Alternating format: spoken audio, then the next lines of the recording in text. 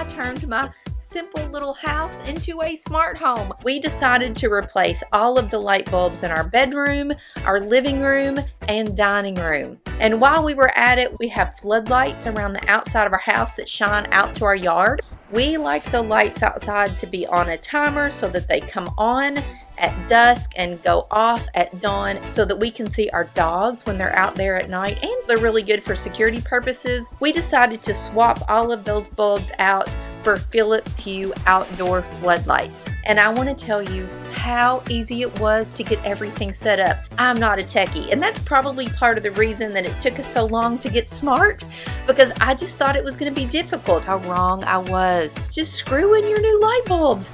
It's as simple as that. So the Philips Hue smart bulbs come with a hub. It's called the Hue Hub. You simply plug that into an electrical outlet and plug it into your internet source. Download the Philips Hue app onto your phone and just rename all of the bulbs. Then I just opened the Alexa app on my phone, click devices, and then clicked add device. Every day we learn something new, and I'm just going to keep on learning with my new best friend Alexa.